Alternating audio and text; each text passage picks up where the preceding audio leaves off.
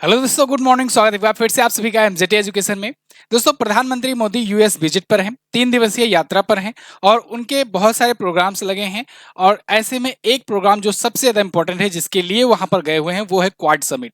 तो आज की इस सेशन में हम लोग क्वाड समिट को समझेंगे, साथ ही साथ पीएम मोदी के इस दौरे के बारे में और एनालिसिस करेंगे, क्या क्या चीजें होने वाली हैं और सबसे बड़ी बात कि क्यों इस बार इंडिया में ना होकर क्वाड समिट यूएस में हुई, जबकि होना इंडिया में था।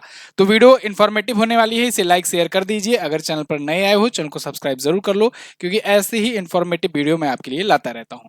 साथियों, पीएम मोदी कल यानी कि इंडिया के हिसाब से सैटरडे को यूएस विजिट पर गए और यूएस में ये 3 दिवसीय दौरे पर है। इसके बारे में उन्होंने खुद भी यहाँ सोशल मीडिया पर ट्वीट करके बताया। देखिए, I will be on the visit to USA. Quad summit में ये हिस्सा लेंगे, hosted by President Joe Biden. मतलब इस बार यूएस इसकी अध्यक्षता कर रहा है। ये कहां पर होगा? विल्मिंगटन में होगा। I will also having the bilateral meeting with the president Biden, यानी कि भारत और यूएस के बीच में बायलैटरल मीटिंग भी होगी। इसके अलावा न्यूयॉर्क में जो होगा समिट ऑफ द फ्यूचर ये अटेंड करेंगे। इसके बाद I also be the addressing community of program in the city. तो ये भारत के जो वहां पर भारतीय मूल के लोग रह रहे हैं, उनको भी एड्रेस करने वाले हैं। यहाँ पर स्केड्यूल डे वाइज लिखा हुआ है। जैसे 21 सितंबर को पीएम मोदी जो है ये पार्टिसिपेट कर रहे हैं चौथे क्वाड एड्रेस समिट में, जो कि विल्मिंगटन में होने वाला है।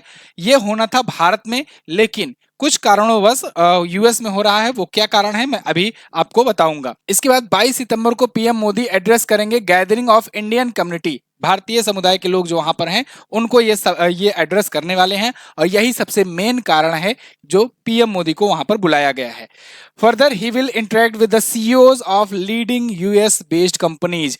जो यूएस बेस्ड कंपनीज अक्सर होता है जब भारत के प्राइम मिनिस्टर जाते हैं वहां पर, तो ऐसे यूएस बेस्ड जो इमर्जिंग जो कंपनीज होती हैं या फिर जो बड़ी कंपनीज होती हैं, उनके सीईओ से भी मुलाकात करते हैं। कारण इसके पीछे सेम बात है, गुजराती भाव हैं, जाते हैं वहां से इन्वेस्टमेंट लाने के लिए, जिससे वहां की कंपनीज को अपने इंडिया के बारे में बताया जाए और वो लोग इन्वेस्टमेंट करने के लिए अट्रैक्ट भी हो सकते हैं, थोड़ा संबंध रिलेशन बनाने के लिए। तो foster collaboration between the two countries in the cutting edge areas of AI, quantum computing, semiconductor and biotechnology. तो इन सेक्टर पर यहाँ पर ये डिस्कस करेंगे, बात करेंगे और इंडिया में क्या संभावनाएं बन सकती हैं उसके लिए भी बातचीत चलेगी।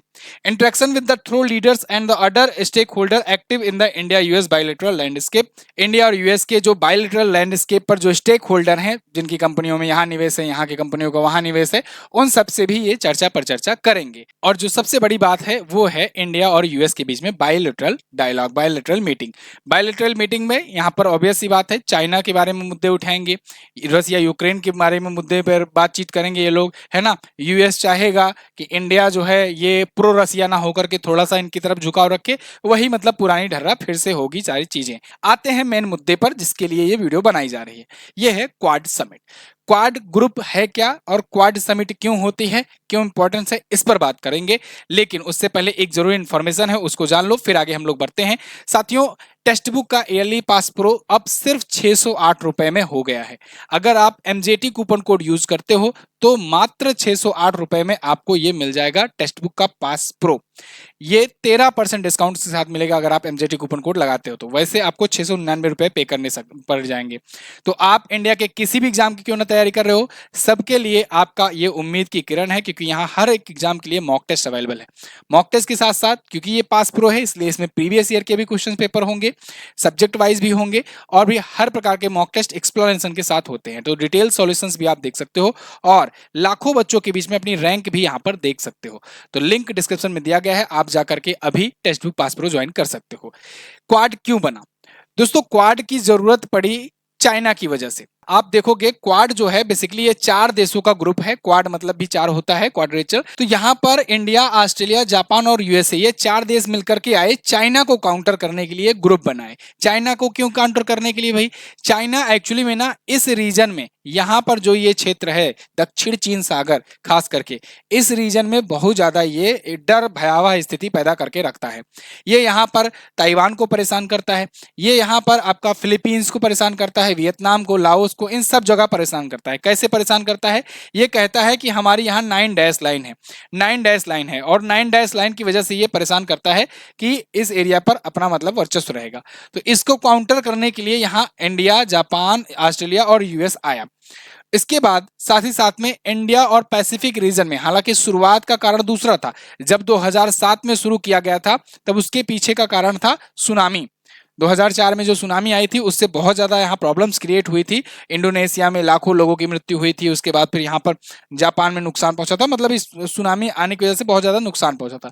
तब शिंजो आबे ने इंडिया और पैसिफिक, जो हिंद महासागर और प्रशांत महासागर जहाँ मिलते हैं, इस रीजन में कुछ ऐसा ग्रुप बनाने की ठानी जिससे सब लोग मिल करके काम कर सके। हालांकि फिर यूएस के चाइना से रिलेशन अच्छे होने लगे, उसके बाद फिर ये ठंडे बस्तर में चला गया। फिर जाकर के आगे डोनाल्ड ट्रंप आए। डोनाल्ड ट्रंप चाइना के थोड़ा सा ज़्यादा एंटी रहते हैं, वो आए तो वो इसको थोड़ा सा और हवा देना शुरू किए। इसके बाद 2017 से ये फिर लाइमलाइट में आना शुरू हुआ और फिर तब मुद्दा ये बन गया, वो सुनामी वाला भूल जाओ, फिर ये मुद्दा बन गया सिक्योरिटी को लेकर के कि यहाँ पर चाइना जो है, चाइना के अग्रेशन के लिए एक हम लोग को मिल करके यहाँ काम करना चाहिए। फिर 2017 में ये दोबारा से एक्टिव हो गया क्वाड ग्रुप, और फिर 2021 में आकर के पहली बार समिट होती है, क्वाड की पहली समिट होती है। हालांकि तब कोविड का इरा चल रहा था, तो इसीलिए कोविड की वजह से वर्चुअल मीटिंग हुई पहली वाली, लेकिन पहली समिट किया गया था यहीं पर, ठीक है ना, 2021 में आकर के क्वाड की। तो अब मुद्दा ये, मकसद ये बन गया है कि चाइना को कैसे काउंटर किया जाए, क्योंकि चाइना जो है ये लगा हुआ है यूएस को पिछाड़ने में, अपने आप को महाशक्ति बनाने में। तो इसलिए यूएस डर रहा है और यूएस इसको चेक पर रखने के लिए यहाँ पर अपना गुट बना रहा है। कुल मिलाकर के यही है क्वाड। अब चाइना को डर ये है कि आगे देखो, साउथ कोरिया जो है ये भी यूएस से अच्छा रिलेशन रखता है। नॉर्थ कोरिया को चेक पर रखने के लिए साउथ कोरिया को मजबूत करता रहता है यूएस। तो आगे हो सकता है, संभावना बन रही है, हो सकता है कि इस ग्रुप में वो भी आकर शामिल हो जाए। हालांकि अभी तो ऐसा कोई सुगबुगाहट नहीं है, इन फ्यूचर कभी हो सकता है आगे चलकर हो जाए। फिलहाल इस बार की जो क्वाड समिट होगी ये डेलावेयर अमेरिका में होना है, और इसमें ये 4 देशों के लीडर जो हैं, यानी कि भारत के पीएम मोदी, जापान के फुमियो किशिदा, जो कि अभी इस्तीफा भी देने वाले हैं, ये जल्द ही इस्तीफा दे देंगे लेकिन इसमें शामिल हो रहे हैं, जो बाइडेन जो है अमेरिका के प्रेसिडेंट, और एंथनी अल्बनीज ऑस्ट्रेलिया के प्राइम मिनिस्टर, ये चारों इसमें हिस्सा लेंगे। इस बार का भी मुद्दा होने वाला है Indo Pacific security and development, quantum computing, semiconductor और बायोटेक्नोलॉजी, ये मुद्दे पर बातचीत होगी। अगली बार वाला मेजबानी करेगा भारत। भारत इस बार एक्चुअली मेजबानी करने वाला था। देखो इंटरेस्टिंग बात यह है ना, क्वाड की अभी तक भारत मेजबानी कभी किया ही नहीं। 2021 से शुरू हुआ है, अभी तक में ये 5वीं समिट होने जा रही है, लेकिन अभी तक भारत कभी भी मेजबानी नहीं किया है। जापान मेजबानी कर चुका है, यूएस मेजबानी कर चुका है, पहली बार वाली तो खैर वर्चुअल ही था, उसके बाद यूएस मेजबानी किया था, फिर जापान ने किया था, फिर उसके बाद जापान ने किया, अब की बार इंडिया को करना था लेकिन यूएस कर रहा है। तो ना ही ऑस्ट्रेलिया ना ही इंडिया, दोनों ने ही मेजबानी नहीं की है। अमेरिका में इस बार चुनाव है और बात आकर के यहीं पर फंस गई। चुनाव अमेरिका में है और अमेरिका के जो प्रेसिडेंट हैं जो बाइडेन, ये चाहते हैं थोड़ा सा हमारी ब्रांडिंग हो जाए, थोड़ा सा प्रमोशन हो जाए, और ये गर्व भी होना चाहिए सभी भारतीयों को कि भारत के प्राइम मिनिस्टर की अब ऐसी छवि हो गई है। कई रिपोर्ट्स में लगातार पीएम मोदी सबसे ज्यादा पॉपुलर लीडर के रूप में भी सामने आए हुए हैं। तो यहाँ पर इनको बुलाने के सभी कारणों में से एक कारण ये भी है, थोड़ा सा प्रमोशन हो सके इनका। अभी आप कहोगे अरे सर आप मोदी भक्त वाली बात कर रहे हो, देखो कारण समझो, इसमें सिर्फ मोदी जी का ही किया धरा नहीं है, इसमें कुछ इंडियंस जो वहां रह रहे हैं उनका भी है। देखो भारत की पॉपुलेशन जो है ना, ये दुनिया में सबसे ज्यादा है आज के टाइम पर। तो सबसे ज्यादा सिर्फ इंडिया में ही नहीं है, भारतीय वाले हर जगह झंडा गाड़े हैं। भारत यूएसए में भी बहुत ज्यादा मात्रा में रह रहा है, आप ऑस्ट्रेलिया में देखो वहां भी बहुत सारे भारतीय रह रहे हैं, कनाडा में भी बहुत सारे लोग रह रहे हैं। इसके अलावा मतलब बहुत सारे विभिन्न कंट्रीज में भारतीय बहुत ज्यादा मात्रा में रह रहे हैं।